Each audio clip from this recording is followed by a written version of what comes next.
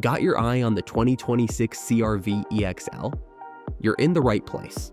In this quick breakdown, I'll walk you through exactly what's new for Honda's well-rounded mid-trim and what really sets the 2026 EXL apart from the 2025.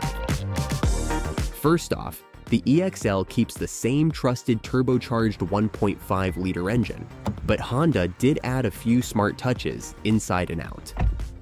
The biggest upgrade right up front. There's now a 10.2-inch fully digital instrument cluster, like you'll see in the latest Pilot and Passport.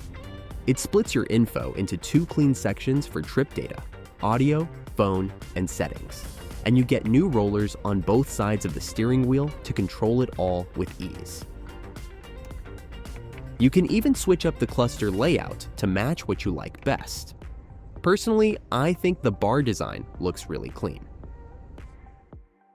One thing to know though, instead of using the main display, your vehicle settings now live inside the cluster menu itself, which honestly feels a bit less intuitive to dig through, especially if you're new to Honda's setup. On the flip side, there's a subtle but smart comfort tweak too. When you're on a phone call, the fan speed automatically drops so you can hear better, and picks back up when you hang up. There's also a thoughtful little bonus with remote engine start.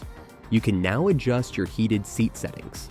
By default, when it's cold out and you remote start the CR-V, both the driver and front passenger heated seats fire up automatically. But if you're usually driving solo, you can dive into the settings and turn off the passenger seat heater just for remote starts. On the outside, the only real clue you're looking at a 2026 EXL is the new 18-inch alloy wheel design.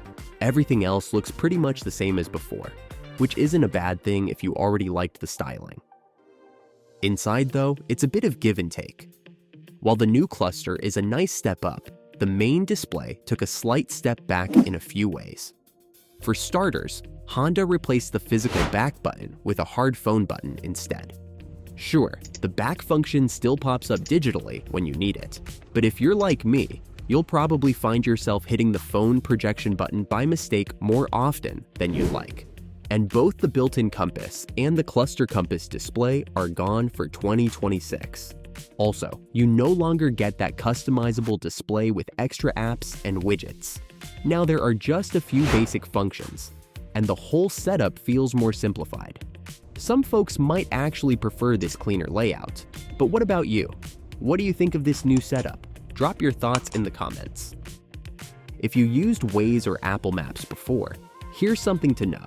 On the 2023 to 2025 EXL, you'd see your turn-by-turn arrows, street names, and distances right on the left side of the cluster when using the nav tab or making a turn.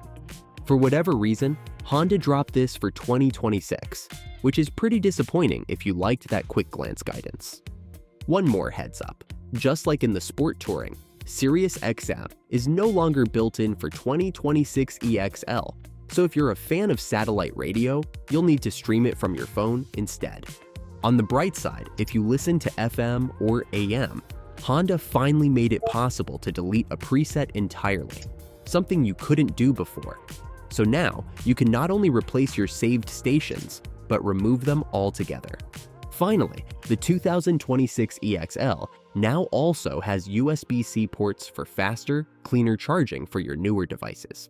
Of course, wireless Apple CarPlay and Android Auto are still here, along with leather-trimmed seats, a programmable power tailgate, moonroof, and all the must-have Honda sensing safety tech. So here's the bottom line. Pick the 2026 EXL if you want that sharp new cluster, USB-C ports, and fresh wheels. Stick with the 2025 if you like having built-in SiriusXM, the customizable display, turn-by-turn nav in the cluster, and that physical back button you can't miss. Either way, you're getting one of the most balanced, reliable compact SUVs in Honda's lineup. The real question is, do you think all these updates are worth the extra $400 on the sticker price? Let me know in the comments which version you'd choose. Or, if you already own one, how's it treating you? And don't miss my tips and tricks episode for the EXL. I've got more hidden features you'll want to check out.